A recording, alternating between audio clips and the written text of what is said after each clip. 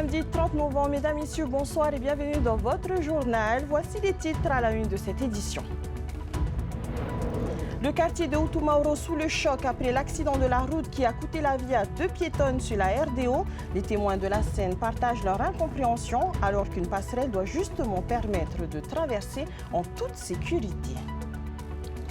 De la fièvre acheteuse du Black Friday à la collecte de jouets du Rotary Club, nous ferons un tour de l'actualité en bref avant de nous arrêter sur la 38e édition du Téléthon. Les enjeux de cet événement emblématique au profit de la recherche sur les maladies rares, on en parle avec Ernest Marshall, coordinateur du Téléthon Polynésie. Il est notre invité.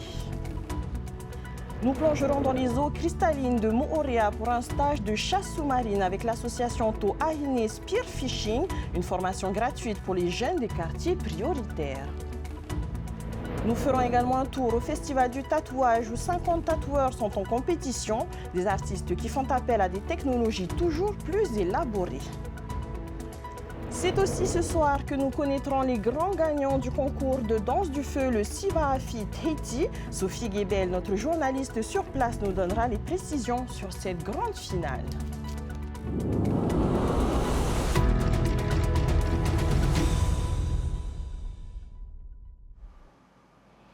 Et c'est le drame de trop. En cette fin d'année, 2 adolescentes ont perdu la vie hier à Punaouia alors qu'elles traversaient la route au niveau de la descente de la RDO. L'accident s'est déroulé aux alentours de 20 h. Ce n'est pas la première fois sur ce tronçon de route situé non loin d'une passerelle pour piétons. Ce matin, des témoins de la scène se sont confiés à Matai Horei. Des commentaires signés Sophie Guébel. Elle tentait de traverser la route au niveau de la descente de la RDO avant la passerelle d'Utumauro en face de la station Shell. Hier soir, 2 jeunes filles de 17 ans ont été mortellement fauchées par un véhicule. Ils sont traversés l'autre côté pour venir ici. Heureusement, hein, les courroux arrière, derrière, mais les deux là, on va éviter. Comme il roule très vite, la voiture, à peine il l'a regardé, c'est trop tard. Hein. Ne pas avoir pris la passerelle pour traverser, une décision qui a été fatale aux 2 adolescentes.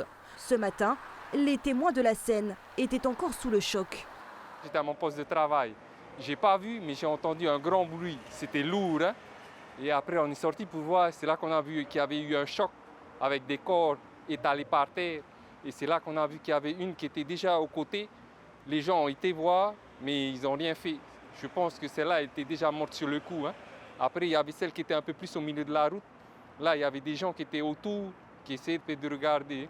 Après, quand les pompiers sont arrivés, ils ont fait payer un massage cardiaque sur la petite fille, 17 ans. Ces 2 décès ne sont pas les premiers sur ce tronçon de route où une passerelle pour les piétons se trouve quelques mètres plus loin. Les témoins sur place appellent à une prise de conscience. Toi, là, il y a les plots, c'est là ils traversent. Le muret, c'est trop haut à monter. C'est super de monter sur la passerelle. Hein. Ils sont mignons et la passerelle, ça sauve des vies. Et ce matin encore, les pompiers viennent pour nettoyer, il y a un encore qui traverse. Je lui ai dit, mais non, voilà, on ne peut plus passer par là. Même si je parle, les autres ne vont pas écouter, on va passer par là. C'est une famille pour moi, hein, côté sa maman. Et ma maman, ce sont des cousines. Ah oui, ça fait mal, hein. Une enquête a été ouverte pour connaître les circonstances de ce drame. Un drame qui porte à 31 le nombre de victimes sur nos routes depuis le début de l'année. Et on parle de bonnes affaires maintenant avec le Black Friday, mais aussi et surtout de solidarité avec le Noël pour tous sous l'emblématique Téléthon. Avant de retrouver notre invité, c'est notre tour de l'actualité en bref. C'est le rendez-vous des bonnes affaires juste avant la période des fêtes. Le Black Friday a attiré du monde hier en centre-ville. Comme chaque année, une nocturne jusqu'à 23 h a permis à la population de trouver son bonheur, avec des remises allant parfois jusqu'à 60%. Une aubaine pour acheter ses cadeaux de Noël à moindre coût, mais aussi pour le chiffre d'affaires des commerces, qui trouvent l'opportunité d'écouler leur stock. Veillez là-haut, ils sont là, levez les mains les enfants.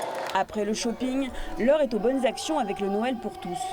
La traditionnelle collecte de cadeaux organisée par le Rotary Club s'est tenue aujourd'hui à la mairie de Punaouia. Cette 46e édition, associée au nom de son créateur, René Malvezac, a reçu ce matin plusieurs centaines d'enfants des quartiers prioritaires. Cette année, le Rotary Club espère au moins remplir un conteneur. Et on a commencé à 3 conteneurs, c'est passé à 2, l'année dernière 1 conteneur. Aujourd'hui, on espère tenir un conteneur avec tous les demandes qui sont multipliées un peu partout. C'est des belles initiatives, nous ne sommes pas les seuls à demander, mais ce n'est pas grave. Il y a une chaîne humaine qui se met en place pour cette solidarité et c'est l'essentiel. C'est les enfants avant tout. Pour nous, le Rotary, ce sont les enfants des îles. Solidarité toujours avec le Téléthon qui a démarré hier et qui se poursuit aujourd'hui. L'opération T-shirt Téléthon dans les centres commerciaux se poursuivra demain dans 5 points de vente. Des achats qui génèrent des dons afin de financer la recherche sur les maladies rares. À ce jour, près de 200 Polynésiens sont concernés. Nous accueillons dès à présent notre invité Ernest Marchal, coordinateur du Téléthon Polynésie. Bonsoir. Bonsoir à Rahou et bonsoir aux téléspectateurs qui nous regardent ce soir. Alors on vient de le voir, les Polynésiens se sont rués hier soir dans les boutiques à l'occasion du Black Friday. Est-ce que cet événement commercial peut contrarier la collecte de dons ?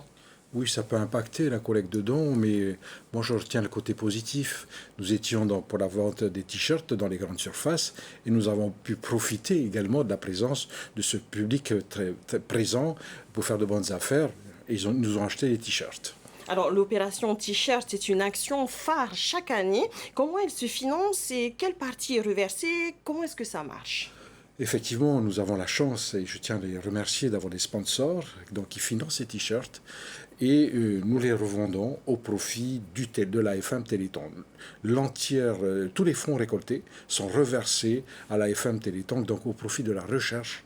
Cette recherche qui est essentielle pour faire avancer la maladie, trouver des médicaments, trouver des traitements, et les résultats sont au rendez-vous, on peut l'affirmer. Voilà, tout est reversé, nous travaillons de manière bénévole, tous. Et les fonds qui sont collectés aussi bien au niveau de la vente des t-shirts qu'au niveau des actions qui sont menées un peu partout. Donc le centre d'appel qui maintenant, hélas, est terminé.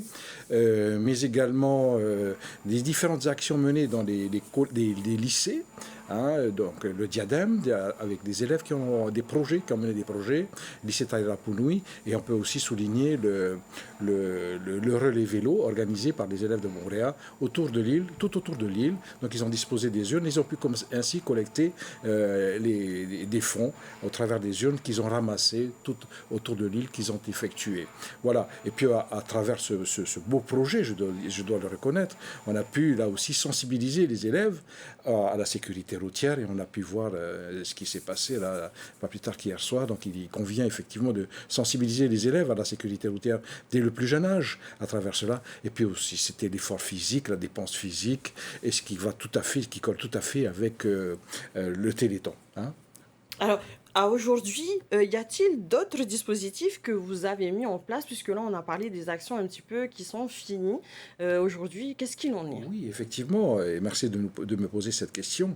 Nous avons cette année innové avec la plateforme Anaway. Donc le public a, par le biais d'Internet, donc la possibilité de faire des dons en ligne sur la plateforme Anaway. Et puis je tiens à préciser que les dons resteront possibles tout au long de ce mois de décembre, donc de 2024. Donc vous pouvez, et j'invite vraiment ceux qui le peuvent, à donner, à faire des dons en ligne sur la plateforme Anaway, encore une fois. Alors l'année dernière, le Téléthon avait permis de récolter 3 millions. Vous pensez faire aussi bien cette année? Je pense qu'on pourra faire au moins 3 millions, et notre objectif, c'est d'aller encore au-delà de cela. Il est vrai que, certes, par rapport aux fonds récoltés au niveau national, ça reste assez infime, mais c'est de la contribution de la Polynésie française, et c'est la pierre que nous apportons à l'édifice et à la recherche, afin que cette recherche bénéficie également aux malades que nous avons ici en Polynésie française. Alors une dernière question, Ernest, comment les fonds sont reversés justement à la recherche? Alors, c'est directement, nous avons un compte ici, le compte de l'AFM Téléthon, sur lequel nous reversons un compte CCP, sur lequel nous reversons tous les fonds que nous récoltons. Donc, et ça part directement donc, au profit de la recherche, qui est menée notamment au travers de ce laboratoire, du laboratoire que nous connaissons tous, le laboratoire Généton. Alors, un dernier message peut-être à tous les téléspectateurs qui nous sûr. regardent. D'abord, remercier tous ceux qui ont déjà participé de manière spontanée, à travers des dons, à travers l'achat de t-shirts, à travers les urnes disposées par des élèves ici et là, et puis surtout remercier nos sponsors, nos fidèles sponsors qui chaque année financent les t-shirts que nous revendons au profit du Téléthon. Merci Ernest d'avoir répondu à nos questions. C'est moi qui vous remercie. Direction l'île Sœur maintenant, où l'association Toahini Spearfishing forme les passionnés de chasse sous-marine aux gestes de sécurité. Un stage à l'attention des jeunes des quartiers prioritaires de l'île est le premier du genre. Sur la plage et dans l'eau, les participants apprennent les réflexes nécessaires pour sauver une vie en cas d'incident. Thomas Chabrol les a suivis. Une session de pêche, ça se prépare avant d'enfiler les palmes. Les techniques de respiration sont essentielles, car lorsque les conditions météo sont bonnes, les pêcheurs peuvent passer entre 2 et 6 heures dans l'eau. Ces habitants de Moorea pêchent régulièrement, mais ne maîtrisent pas forcément tous les gestes de sécurité. Ce stage a donc le mérite de rappeler aux techniques de sauvetage. La plupart du temps, je vais tout seul. Bon, c'est déconseillé. Normalement, il faut aller en binôme. C'est plus une passion encore. Et comme ça m'a été transmis par mon papa, du coup, au fil des années, à force de pratiquer, c'est devenu une activité quasiment quotidienne pour moi, quoi. Christian participe au stage avec son fils. Il souhaite l'accompagner en toute sécurité dans son évolution sous l'eau. Aujourd'hui, il en profite pour réapprendre les techniques de base avec des formateurs qualifiés. Une nécessité selon lui, car le matériel comme les règles ont évolué et parfois, face au manque de poissons, les pêcheurs doivent aussi adapter leurs techniques de chasse. Aujourd'hui, on a des formateurs, alors qu'à l'époque, on n'avait pas des formateurs, quoi. Donc ça me permettra en même temps de l'encadrer et d'aller à la pêche avec lui, puisqu'aujourd'hui, on prône beaucoup plus la chasse sous-marine en binôme. Ce stage de 6 jours est encadré par une spécialiste de la discipline. Onyx Le Bihan, double championne d'Océanie, partage son expérience. Les stagiaires s'exercent à travers divers ateliers pratiques, des mises en situation pour acquérir les bons réflexes en cas d'accident. Mais ce stage a aussi vocation à leur donner les bases de cette activité et les ressources complémentaires qui vont avec. On donne des conseils sur le matériel, on revoit l'entretien, les poissons, comment en fait vivent les poissons pour être efficaces sous l'eau. On leur apprend également la réglementation, la notion de chasser selon les besoins, avec tout ce qui a réglementation, les tailles, les zones et la sensibilisation autour de ça. En cas de syncope, les pêcheurs doivent agir rapidement pour sauver leur binôme. À la force des bras jusqu'à la plage, sur le dos ou à l'aine d'une planche, plusieurs techniques sont efficaces. L'entraînement permet de perfectionner les gestes. Le but, c'est vraiment de se retrouver en situation réelle, retrouver à peu près les conditions qu'ils ont eux dans leur propre pêche. Et on essaie de faire ça à toutes les profondeurs, que ce soit où ils ont pied ou bien même un peu plus profond, comme ils pêchent un peu plus profond aussi. Donc c'est toujours bien de savoir effectuer ces manœuvres de sauvetage.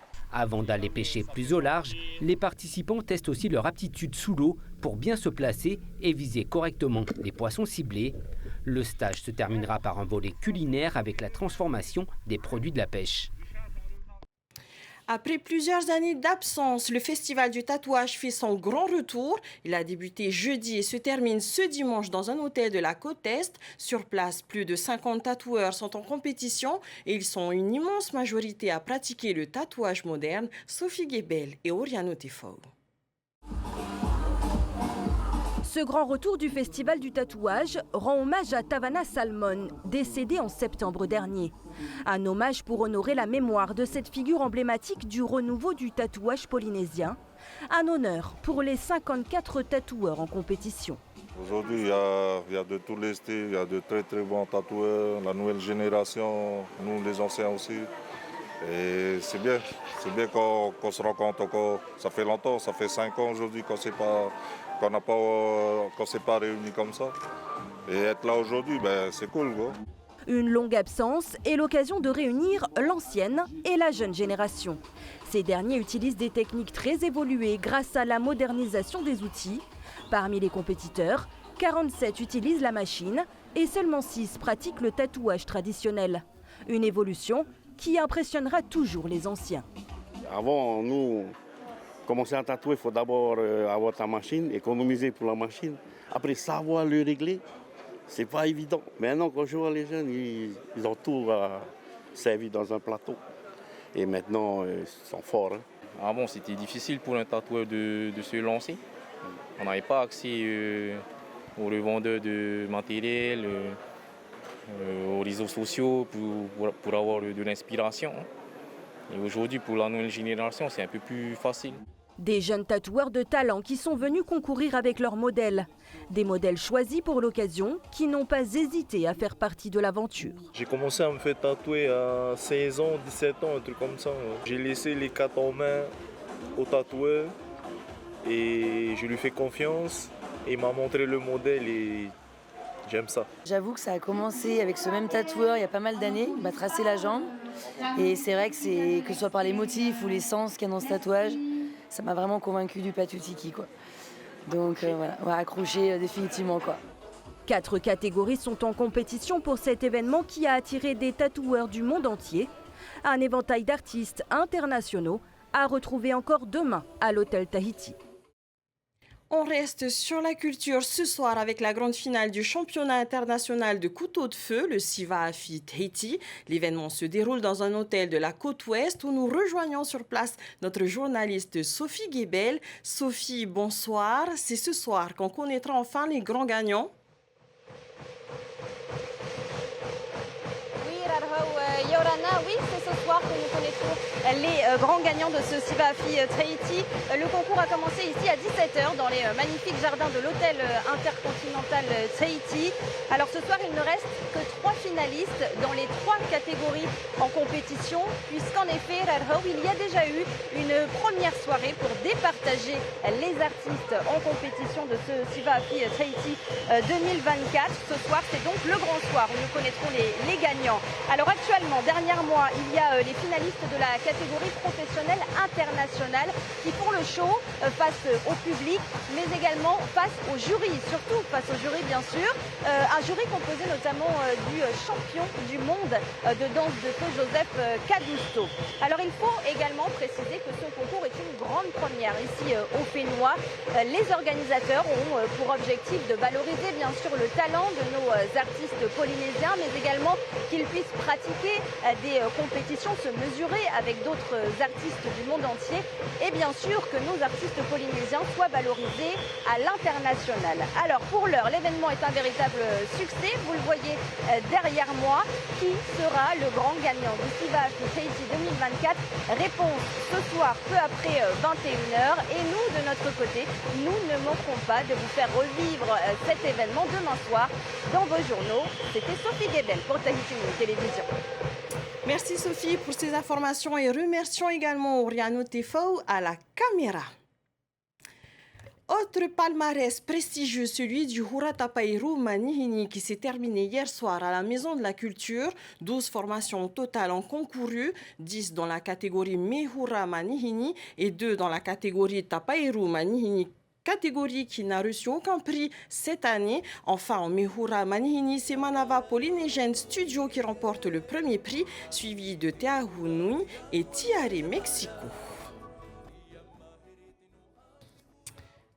Et c'est la fin de ce journal. Merci de l'avoir suivi. Dans quelques instants, ne manquez pas votre magazine Wave, suivi de la Star Academy. On se retrouve demain sur la même chaîne à la même heure. Et c'est encore sur ces belles images du Hura Tapairu que l'on se quitte en vous souhaitant une excellente soirée.